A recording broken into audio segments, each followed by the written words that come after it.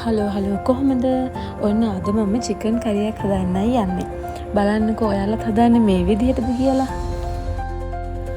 අද මම හදන චිකන් එකට අලත් එකතු කරගන්නවා. ඉතින් මං අල ගෙඩි දෙකක් සෝදලා කපලා අරගෙන තියෙනවා පොඩියට.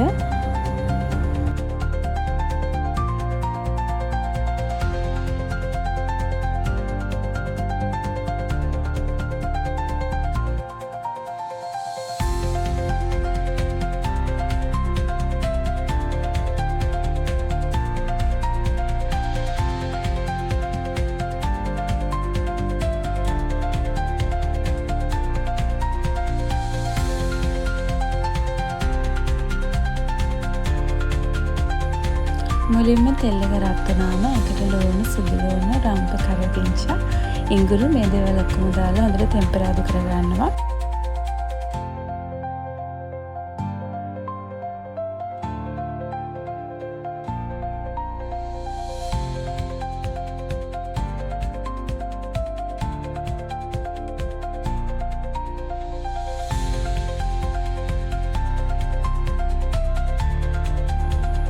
ඊට පස්සේ මම තෙල් එකට අමු මිරිස්, තක්කාලි එකතු කරගෙන ඒකට මම මිරිස් කුඩු දාලා මම තෙලෙන් බැදලා ගන්න.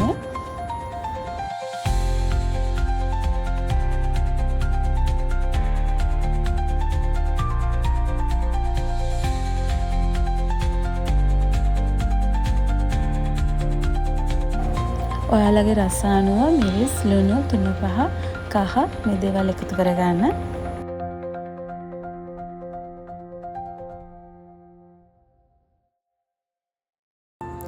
ඔයාලා චිකන් හදන්නේ මේ විදිහටද?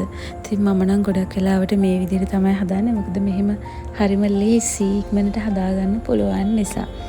ඉතින් අපිට කෑමක් හදනකොට ඒකට නීතියක් නැහැනේ. මේක මේ විදිහටම හදන්න ඕනේ කියලා. ඉතින් අපේ රස අනුව අපිට තියෙන කුළුබඩු වර්ග අනුව අපිට ඒ දේවල් අඩු වැඩි කරලා හදාගන්න පුළුවන් නේද? ඉතින් බලන්නකෝ ඔයාලත් හදන්නේ මේ විදිහටද කියලා මට කමෙන්ට් එකක් දාගෙන යන්නකෝ. අපි දැම්ම මිරිස් කුඩු එකේ පාට වෙනස් වෙනකන් අපි මේක තෙලෙන් බැදලා ගමු.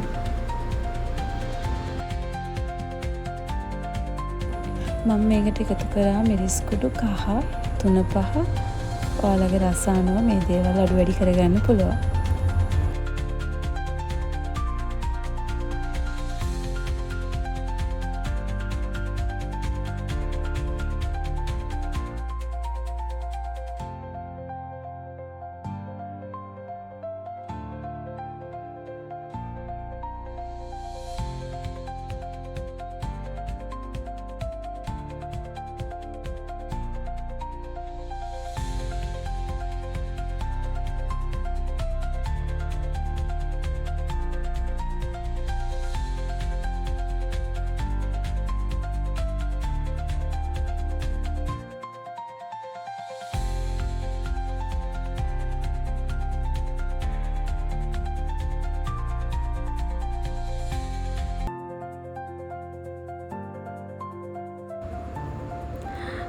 මම එකතු කරන අල එකත් තැම්බෙන්න ඕන නිසා මම ටිකක් වතුර වැඩිපුර එකතු කරගන්නවා.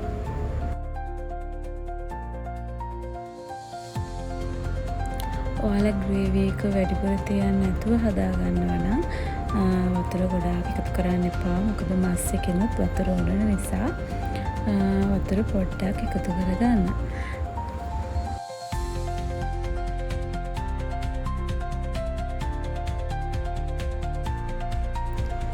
ඔන්න මං හදාගත්ත චිකන් එක නම් බත් එක කන්නත් පුළුවන්, පාන් එක කන්නත් පුළුවන්.